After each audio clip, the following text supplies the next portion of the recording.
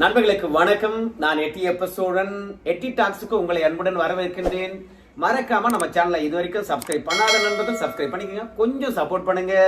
இன்னைக்கு என்ன செய்தியை பார்க்க போறோம் கேட்டீங்கன்னா, முடிவுக்கு வந்த நேபாளம், பற்றி எரியும் பிரான்ஸ், உலகத்தில் அடுத்தடுத்த நாடுகள் போராட்டத்தினாலும் வன்முறையினாலும் ஆட்சி மாற்றங்களாலும் அழிகிறது.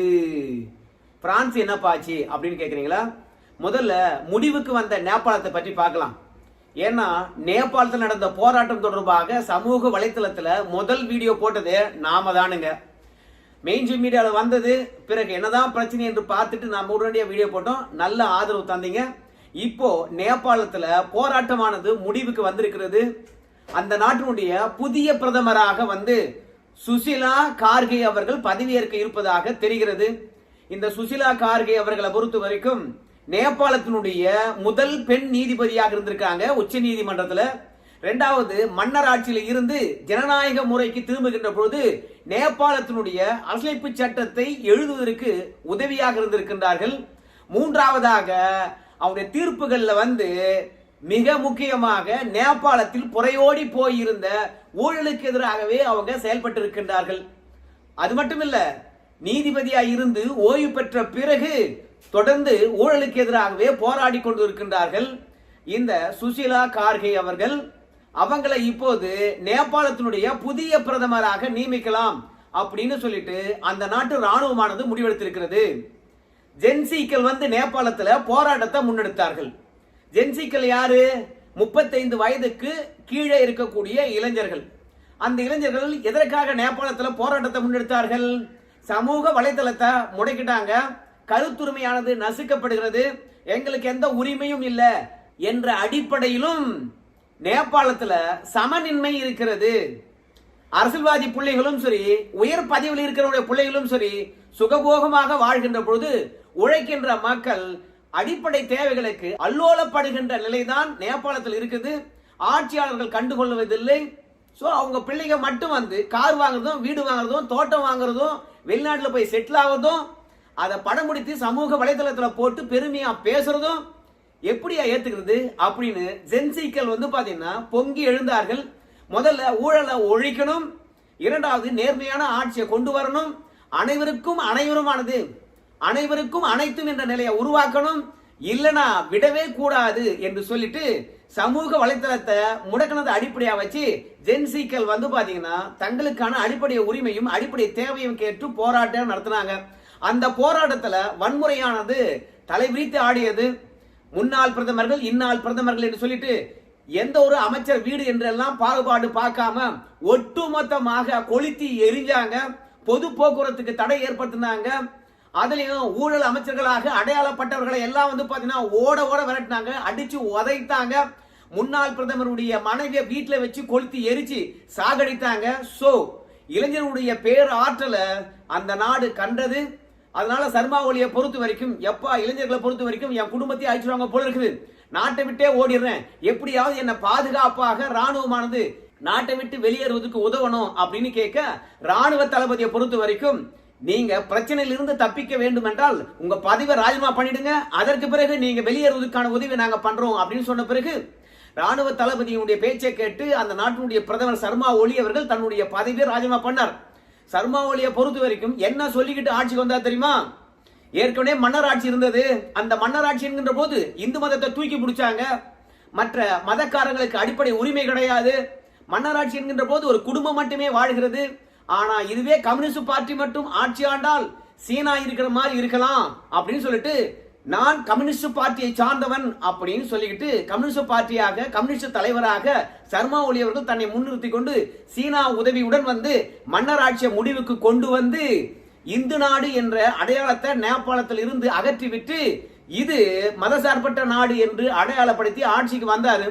வந்ததிலிருந்து நாட்டை பார்த்தாரோ இல்லையோ, குடும்பத்தை நல்லா கவனிச்சாரு. அந்த மக்களை பொறுத்த வரைக்கும் கடந்த காலங்களில் இருந்த சீரழிவை மனசுல நினைச்சு சர்மா ஒலி அவர்கள் மாற்றம் தருவார் என்று எதிர்பார்த்து காத்திருந்தாங்க. ஆனால் சர்மா ஒலி அவர்களை பொறுத்த வரைக்கும் அந்த நாட்டுக்கு மாற்றத்தை தரல, அவங்க குடும்பங்களுக்கு மாற்றத்தை தந்தாரு. அவங்க சகாக்களும் பாத்தீங்கன்னா குடும்பத்தை நல்லா வளர்த்தாங்க. அதனால அமைச்சர்கள் மீது இருந்த கோபம், முன்னாள் பிரதமர்கள் மீது இருந்த கோபம், சர்மா ஒலி மீது இருந்த கோபம் சமூக வலைதளத்தை முடக்கின பிறகு ஜென்சிகளுக்கு உச்சம் தொட்டு விட்டது. உடனடியாக களத்துல இறங்கி எல்லாத்தையும் அடிச்சு நொறுக்குனாங்க. உடனடியாக யாரெல்லாம் பெருமை பேசினானோ அவெல்லாம் நாட்டை விட்டு வெளியேறணும். பிறகு ராணுவமானது அதிகாரத்தை கைப்பற்றியது. பொது சொத்துக்கு பாதுகாப்பாக அங்கங்க பீரங்களை கொண்டு வந்து நிறுத்தினாங்க. நாடு முழுவதும் ஊரடங்கு உத்தரவு போட்டாங்க. ஏப்பா உங்களுடைய கோரிக்கை என்னவோ சொல்லுங்க, பேச்சுவார்த்தை மூலமாக தான் பிரச்சனை தீர்க்க முடியும். பொது சொத்தை மட்டும் நீங்க நாசப்படுத்திட்டீங்கன்னா அதுக்கு பிறகு நாடு எழுந்தே வராது, அதை மனசுல நினைச்சுக்கங்க அப்படின்னு சொல்லிட்டு வன்முறையால் தீக்கிரையாக்கப்பட்ட நாடுகள் மீண்டும் பொருளாதாரத்துல மேல வந்திருக்கா பாரு. உங்களுடைய வரிப்பணத்துல தான் ஒவ்வொரு கட்டிடமும் வந்து கட்டப்பட்டது, ஒவ்வொரு சாலையும் போடப்பட்டது, ஒவ்வொரு பேருந்தும் வாங்கப்பட்டது. மீண்டும் இவையெல்லாம் பழைய நிலைக்கு திரும்பணும்னா நீங்க தான் பணம் கொடுக்கணும்பா. மக்கள் வரி பணம் இல்லாம ஒன்றும் பண்ண முடியாது, அமைதியா வாங்க அப்படின்னு ராணுவமானது அழைப்பு விட்டது. அந்த அழைப்பை ஏற்றுக்கொண்டு, ஏன்னா கண்டதும் சுட உத்தரவு போட்டுருச்சு ராணுவம். நேபாளம் முழுவதும் ராணுவத்தை களத்துல இறக்கிட்டாங்க. நம்ம பிரதமர் மோடி அவர்களும் வந்து அமைதியா இருந்தீங்கன்னா நேபாளத்துக்கு தேவையான உதவியை நான் வழங்குறேன், ஆட்சியாளர்கள் வெளியேறின பிறகு உங்க நாட்டை சிதைத்து விடாதீர்கள் என்று வேண்டுகோள் வைத்தாரு. அதையெல்லாம் அந்த மக்கள் செவி கொடுத்து கேட்டாங்க, அமைதிக்கு திரும்பினாங்க. பிறகு யாரை பிரதமரா நியமிக்கலாம் என்று ராணுவத்திடத்துல வந்து பாத்தீங்கன்னா போராட்டத்துல பங்கு பெற்ற 5000 ஜென்சிக்கள் வந்து பாத்தீங்கன்னா ஆலோசனை ஈடுபட்டாங்க. காணொலி வாயிலாக ராணுவத்திடத்துல தன்னுடைய கருத்துக்களை சொன்னாங்க. இணையம் மூலமாக வந்த கருத்துக்களை பெற்றாங்க. பிறகு ஓய்வு பெற்ற உச்ச நீதிமன்றத்தினுடைய தலைமை நீதியரசர் இருக்கக்கூடிய தொடர்ந்து சுசிலா கார்கே அவர்கள் அந்த நாட்டு பிரதமராக தேர்ந்தெடுக்கப்பட்டிருக்கின்றார்கள். தேர்ந்தெடுக்கப்பட்டது மகிழ்ச்சியை தருகிறது என்று சுசிலா கார்கே அவர்கள் வந்து பாத்தீங்கன்னா அறிவித்து இருக்கின்றார்கள். நாட்டுடைய வளர்ச்சிக்கு நிச்சயமாக ஜென்சிக்களுடன் இணைந்து ராணுவத்துடன் இணைந்து முன்னேற்ற பாதையை கொண்டு செல்வேன், உழைப்பேன் அப்படின்னு சொல்லிட்டு அவங்க வாக்குறுதி அளித்திருக்கின்றார்கள். வாய்ப்பு தந்ததுக்கு நன்றி என்றும் சொல்லியிருக்கிறாங்க. சோ 2 நாள் போராட்டம் என்றாலும் நேபாளம் முற்றிலுமாக அழிந்திருக்கிறது. முடிவுக்கு வந்தது இனி நேபாளத்தினுடைய வளர்ச்சி. ஏன்னா இலங்கை எந்த அளவுக்கு விழுந்து போய் கிடக்குது, மியான்மர் எந்த அளவுக்கு விழுந்து போய் கிடக்கிறது, எகிப்து எந்த அளவுக்கு விழுந்து போய் கிடக்கிறது, ஈராக் இது போன்ற மக்கள் புரட்சி எல்லாம் வெடித்த அந்த இடங்கள்லாம் எந்த அளவுக்கு சீரழிவை விட்டு மேலெழும்பாம அப்படியே அடிமட்டத்திலே கிடக்கிறது, அண்டை நாட்டு அண்டி கிடக்கிறது, எவனா உதவி செய்ய மாட்டானா என்று ஏங்கி தவிக்கின்ற நிலையை நம்ம பார்க்கிறோம். அதனால போராட்டங்களும் வன்முறைகளும் எப்போதும் ஒரு நாட்டுக்கு தீர்வு கிடையாது. ஜனநாயக முறைப்படி போராட்டங்கள் அனுமதிக்கப்படலாம், ஆனால் வன்முறை தான் தீர்வு என்று ஜென்சிக்கள் கையில் எடுத்ததுனால அந்த நாட்டை அவங்களே வந்து பாத்தீங்கன்னா நாசம் செய்து விட்டார்கள். அதே மாதிரிதான் பிரான்சிலும் இன்னைக்கு பற்றி எரிகிறது. பிரான்ஸ்ல 80,000 ராணுவ வீரர்கள் பிரான்ஸ் முழுவதும் குவித்து இருக்கின்றார்கள். பிரான்ஸ்ல அந்த அளவுக்கு கலவரமா அப்படின்னு கேட்பீங்க, பார்த்துட்டு வாங்க இந்த வீடியோவை. பாத்தீங்களா எந்த அளவுக்கு பொது சொத்துக்களை நாசம் செய்யறாங்க, சாலை தடுப்புகள். அது மட்டும் இல்ல, அரசாங்க அதிகாரிகள் முக்கிய அரசியல் தலைவர் வீடுகள்லாம் வந்து பாத்தீங்கன்னா இவங்களும் அதே மாதிரி தீ வைக்கிறாங்க. அது மட்டும் கிடையாது, ரென்னீஸ் என்ற நகர்ல வந்து பேருந்துக்கு தீ வைத்து விட்டார்கள். தென்மேற்கு பகுதியில் வந்து பாத்தீங்கன்னா ரயில் போக்குவரத்தானது தடைப்பட்டிருக்குது. காரணம் என்னன்னு கேட்டீங்கன்னா மெயின் லைனே அறுத்து விட்டாங்க. பல ரயில் தண்டவாளங்கள் வந்து பாத்தீங்கன்னா தகர்த்தெறியப்பட்டிருக்குது. போக்குவரத்தானது முற்றிலும் பாதிப்படைந்திருக்கிறது. இந்த அளவுக்கு பிரான்ஸ்ல எதற்காக கலவரம் நடக்கணும் அப்படின்னு பார்க்கும்போது பிரான்சினுடைய அதிபராக இருக்கக்கூடிய இமானுவல் மேக்ரனுடைய தவறான முடிவுதான் அப்படின்னு சொல்றாங்க. பிரான்ஸ் என்பது ஐரோப்பிய ஒன்றியத்தில் இருக்கக்கூடிய ஒரு நாடு. ஐரோப்பிய ஒன்றியமானது பிரான்சுக்கு சில கட்டளைகளை இடுகிறது. என்ன கட்டளை அப்படின்னு பார்க்கும்போது பிரான்சினுடைய ஜிடிபியை விட நீங்க வாங்கின கடனானது அதிகமா இருக்குது. ஏன்னா வருமானம் 100 ரூபான்னு வச்சுங்களேன், ஆனா பிரான்சினுடைய கடன் என்பது 110 ரூபாயா இருக்குது. அப்போ சம்பாதிக்கிற 100 ரூபாயும் கட்டி மேற்கொண்டு கடன் இருக்குது 10 ரூபாய், அதையும் இன்னொருத்தங்கிட்ட கடன் வாங்கி கட்ட வேண்டியதா இருக்குது. அப்போ கடனை அடைச்ச மாதிரி தெரியல, கடைசி வரைக்கும் பிரான்ஸ் ஆனது கடன்காரனாகவே இருக்கிறது. அதனால ஐரோப்பிய ஒன்றியத்தை பொறுத்த வரைக்கும் நீங்க சிக்கன நடவடிக்கையில இறங்கணும் அப்படின்னு பிரான்சுக்கு உத்தரவிட்டாங்க. இப்ப எப்படி நம்ம நாட்டுல பல மாநிலங்கள் இருக்குது, ஜிடிபியை விட அதிக கடன் வாங்குச்சுன்னா நம்ம மத்திய அரசாங்கமானது கண்ட்ரோல் பண்ணது இல்லையா? பாருங்க, உங்களுடைய ஜிடிபியில இருந்து 25% வரைக்கும் தான் நீங்க கடன் வாங்கணும், அதுக்கு மேல நீங்க கடன் வாங்கக்கூடாது என்று உத்தரவு போட்டுருக்காங்க இல்லையா? அந்த மாதிரி ஐரோப்பிய ஒன்றியத்தில் பிரான்ஸ் இணைந்திருப்பதனால உங்களுடைய கடன் விகிதத்தை நீங்க குறைக்கணும். அதே மாதிரி ஜிடிபியில இருந்து ஒரு 4.5% பற்றாக்குறை இருந்தா போதும், மிக சிக்கன நடவடிக்கையில இறங்குங்க அப்படின்னு உத்தரவிட்டாங்க. ஏன்னா பிரான்ஸ் திவாலாதுன்னு வச்சுங்களேன், ஐரோப்பிய ஒன்றியத்தில் இருக்கக்கூடிய மற்ற நாடுகளும் பாதிப்படையும். ஏற்கனவே ஜெர்மனும் அதே பிரச்சனை தான் இருக்குது, பெல்ஜியமும் அதே பிரச்சனை இருக்குது, ஸ்பெயின் ஏற்கனவே திவாலாகி போச்சு. இப்படி ஐரோப்பிய ஒன்றியத்தில் இருக்கக்கூடிய பல நாடுகளும் வந்து பணக்கார நாடுகள், வெள்ளையர்கள், புதிய புதிய தொழில்நுட்பங்கள் கொண்ட நாடு, ராணுவ வல்லமை கொண்ட நாடு என்ற பெத்த பேர் இருந்தாலும் ஆனா ஒண்ணுத்துக்கும் ஆகாத ஏழ்மையான நிலையை நோக்கி நகர்ந்து கொண்டிருக்கின்றார்கள். அதனால ஐரோப்பிய ஒன்றியமானது எல்லாருக்கும் கட்டளையிடுகிறது. அதனால பிரான்ஸ் அரசாங்கம் களத்துல இறங்கி சிக்கன நடவடிக்கையை கையில் எடுத்தாங்க. முதல் நடவடிக்கையா பாத்தீங்கன்னா பொது விடுமுறையை குறைச்சாங்க. பொது விடுமுறை என்கின்ற போது அரசு ஊழியர்களுக்கும் சரி தனியார் ஊழியர்களுக்கும் சரி அது அடியை தரக்கூடியது. ஏன்னா லீவ் விட்டா போதும் என்ஜாயா இருக்கிறாங்களாம் பிரான்ஸ்காரங்க. அதனால முதல்ல லீவை கட் பண்றா அப்படின்னு சொல்லிட்டு பொது விடுமுறையை குறைச்சிருக்கிறாங்க. இரண்டாவது கல்வி, சுகாதாரம், வேலை வாய்ப்பு, உணவு, உடை, இருப்பிடம் இவற்றுக்கெல்லாம் பிரான்ஸ்ல பெரிய பற்றாக்குறை இருந்தாலும் பயங்கர விலையாற்றம். அது மட்டும் இல்லாம ஓய்வூதிய தொகை இருக்கு இல்லையா, அது ஆண்டுக்கு ஆண்டு பிரான்ஸ் அரசாங்கமானது உயர்த்தி கொண்டே இருக்கும். ஆனா 7 ஆண்டு காலமாக இந்த பென்ஷன் தொகையை சரியா கொடுப்பதும் கிடையாது, உயர்த்துவதும் கிடையாது. ரெண்டாவது காப்பீடு, பல பேருக்கு இன்னைக்கு காப்பீடே இல்லையா. நம்ம நாட்டுல மாதிரி தனிநபர் காப்பீடு தான் கிடையாது. குடும்பத்துக்கு அவன் எடுத்து வச்சிருந்தா சரி.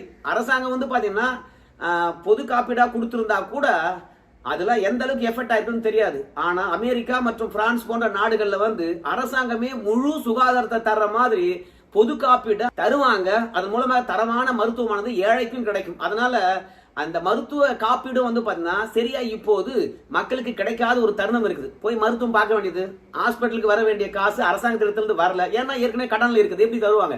அதனால மக்களை பொறுத்த வரைக்கும் அதிருப்தி அடைகின்றார்கள். உங்க இன்சூரன்ஸ் ஆனது கிளியர் ஆகல, பணம் கொடுத்துட்டு போன்னு கேட்டா ஹாஸ்பிட்டலுக்காரன் என்ன நினைப்பான்? அரசாங்கமானது என் சம்பளத்துல இருந்து காப்பீட்டு திட்டத்துக்கு பணம் முடிக்கிறான், பணம் கொடுக்க மாட்டானா அப்படின்னு சொல்லிட்டு களத்துல இறங்கி, ஏண்டா நம்ம நாடு ஏழ்மையில தானே இருக்குது, அதனால சிலவற்றை மட்டும் ஏன் முடக்குறீங்க, சிலவற்றை மட்டும் ஏன் குறைக்கிறீங்க, சிக்கன நடவடிக்கை என்று போர்வில எங்களுடைய உரிமையை ஏன் பறிக்கிறீங்க? அதனால அந்த நாட்டு இளைஞர்களை பொறுத்த வரைக்கும் பிளாக் எவ்ரிதிங் அப்படின்னு சொல்லிட்டு மொத்தமா முடக்குங்க அப்படின்னு ஒரு போராட்டத்தை முன்னெடுத்து பிரான்ஸ் முழுவதும் வன்முறையை கட்ட வைத்து விட்டு விட்டார்கள். ஏன்னா அரசியல்வாதிகளுக்கு எது ஏத்ததோ அதை மட்டுமே முடக்கிறது மக்களுக்கு பெரும் பாதிப்பு அது தரும். அதனால சாமானிய மக்களுக்கு பாத்தீங்கன்னா ஒரு தடையும், பணக்காரர்களுக்கு ஒரு தடையும் என்று சொல்லிட்டு சமமில்லாத ஒரு தடையை விதிக்கிறீங்களா? அதனால பிளாக் எவ்ரிதிங் என்று சொல்லிட்டு பிரான்ஸ்ல மக்கள் குடியேறி அந்த நாட்டையே ரணகலமா மாத்திட்டு இருக்காங்க.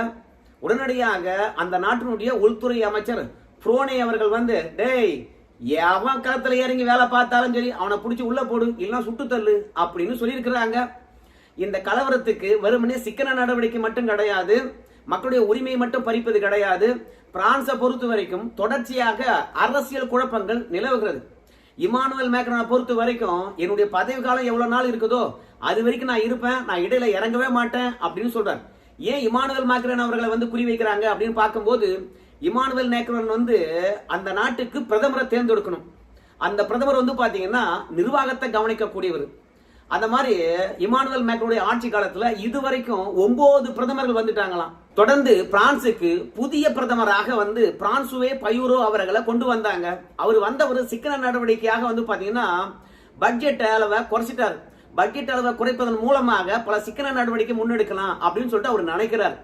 எப்படியா இருந்தாலும் சம்பாதிப்பது 100 ரூபாய், கையில் இருக்கின்ற காசை விட கடன் அதிகமா இருக்குது, அதனால பட்ஜெட்டை குறைச்சி போடுவோம். அது மூலமாக பிரான்ஸ் பாத்தீங்கன்னா தலை நிமிர்ந்து நிற்கும், கடன் நாடா இருக்காது, பணக்கார நாடாகவே தொடரும். பல மக்களும் பணக்காரர்களா வாழ்ந்துட்டாங்க. சோ எத்தனை ஆண்டு காலம் பார்த்தா பிரான்ஸ் நம்பி கடன் கொடுப்போம் அப்படின்னு சொல்லிட்டு பட்ஜெட் அளவை குறைச்சி பட்ஜெட்டை தாக்கல் பண்ணாங்க. உடனடியாக நாட்டினுடைய முன்னுரிமை எல்லாம் கருத்துல கொள்ளாம, மக்களுடைய அடிப்படை தேவையெல்லாம் கருத்துல கொள்ளாம நீ என்னடா பட்ஜெட் அளவை குறைச்சிட்டு அப்படின்னு சொல்லிட்டு பிரான்சில் இருக்கக்கூடிய இடதுசாரிகள் இமானுவேல் மேக்ரோன் அவர்களால முன்னிறுத்தப்பட்ட பிரதமருக்கு எதிராக நம்பிக்கையில்லா தீர்மானத்தை கொண்டு வந்துட்டாங்க. நம்பிக்கையில்லா தீர்மானத்தின் மீது பேசின பிரான்சுவோ பயூரோ அவர்கள் ஏன்பா நாடு பாத்தீங்கன்னா எந்த நிலையில போயிட்டு இருக்குது என்பதை பற்றி எல்லாம் புரிந்து கொள்ளாம கடன் வாங்கி எங்களை சுகமா வச்சிருன்னு சொல்றீங்க, நியாயமா இருக்குமா? நாங்களும் பாத்தீங்கன்னா எங்களுடைய தேவையை குறிச்சுக்கிறோம், நீங்களும் கொஞ்சம் தேவையை குறைச்சுங்க, அப்படி இல்லை அந்த நாட்டை காப்பாற்ற முடியாதுன்னு பேசினாரு. கடைசியில் நம்பிக்கையில்லா தீர்மானத்துல பிரான்சினுடைய புதிய பிரதமர் தோல்வி அடைஞ்சாரு, பதவி விட்டு தூக்குனாங்க. இப்ப இமானுவேல் மேக்ரோனை பொறுத்த வரைக்கும் அந்த நாட்டினுடைய பாதுகாப்புத்துறை அமைச்சர் செபஸ்டின் அவர்களை புதிய பிரதமராக நியமிச்சிருக்காங்க. இந்த புதிய பிரதமரும் பாத்தீங்கன்னா சிக்கன நடவடிக்கையில இறங்கியிருக்கிறாரு. அதனால பிரான்ஸ்ல பொறுத்த வரைக்கும் பணக்கார பிள்ளைங்க, அரசியல்வாதி பிள்ளைங்கெல்லாம் எந்தவித கவலையும் இல்லாத இருக்கும் போது நாங்க மட்டும் ஏன்டா அன்றாடம் கஷ்டப்படணும் அப்படின்னு சொல்லிட்டு அவங்களும் அந்த நாட்டை முடக்கும் விதமாக சாலை தடுப்புகள், தீ வைப்பு, பேருந்து எரிப்பு, அரசியல்வாதிகளை துரத்தி அடிப்பது என்று சொல்லிட்டு நேபாளத்தில் என்ன கலவரம் ஏற்பட்டதோ அதே மாதிரி கலவரத்தை கையில் எடுத்திருக்கின்றார்கள். ஸோ மொத்தத்துல உலகத்திலேயே அதிகமான போராட்டங்கள் நடக்கக்கூடிய ஒரு இடம் எதுன்னு கேட்டீங்கன்னா பிரான்ஸ் தான். ஆனா இன்னைக்கு மக்களுடைய தேவை, அடிப்படை தேவை, அந்த தேவையை நிறைவேற்ற முடியாம நாடு கடனில் இருப்பதனால மக்களும் தங்களுடைய தேவைகளையும் அடிப்படை உரிமைகளையும் கொஞ்சம் குறைச்சிக்கிட்டு நாட்டை காப்பாத்துங்க அப்படின்னு சொல்லிட்டு சிலவற்றுக்கு தடை விதித்ததை அந்த மக்கள் ஏற்றுக்கொள்ளல.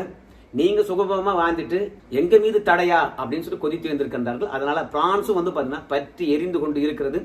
இமானுவேல் மேக்ரானை பொறுத்த வரைக்கும் 2027 வரைக்கும் எனக்கு பதவி இருக்குது, அது வரைக்கும் இருந்துட்டு தான் போவேன் அப்படின்னு சொல்றாங்க. நாட்டுல கலவரம் இருக்கிறது. இந்த கலவரத்தை கட்டுப்படுத்த வேண்டும் என்றால் பிரான்சினுடைய அதிபராக இருக்கின்றவர் பதவி விலக வேண்டும் என்று கோஷம் எழுப்பிக் கொண்டிருக்கிறது. 1 லட்சத்துக்கும் மேற்பட்டவர்கள் களத்தில் இருக்கின்றார்களாம். 80,000 ராணுவமும் மேற்கொண்டு காவல்துறையும் கலவரத்தை கட்டுப்படுத்துவதற்காக பல்வேறுபட்ட தடுப்புகளை ஏற்படுத்தி இருக்கின்றார்களாம். கலவரக்காரர்களை பொறுத்த வரைக்கும் இதுவரைக்கும் 200 பேருக்கு மேல கைது செய்திருக்கின்றார்களாம். ஸோ பிரான்சினுடைய பரிதாப நிலைக்கு நாம வருத்தப்படுறதா என்னன்னு தெரியல. நம்மளுக்கு நல்ல நட்பு நாடு, ஆயுதங்களை தரக்கூடிய நாடு, ஆனாலும் அந்த நாடும் சீரழிவதை கண்டால் தான் வேதனையாக இருக்கிறது. ஸோ மக்களுடைய உரிமையை பறிக்கின்ற பொழுது மக்கள் பொறுத்து கொள்ள மாட்டாங்க அப்படின்றது தான் நேபாளம் மற்றும் பிரான்சினுடைய தற்போதைய நிகழ்வு நமக்கு காட்டுகிறது. பார்க்கலாம் மற்ற நாட்டு அரசியல்வாதிகள்லாம் பார்த்தீங்கன்னா நாட்டை காப்பாற்றாம வீட்டை காப்பாற்றி இதே மாதிரி நிலைக்கு கொண்டு போக போறாங்களா அவங்க நாட்டை என்னன்னு தெரியல. நன்றி நண்பர்கள்.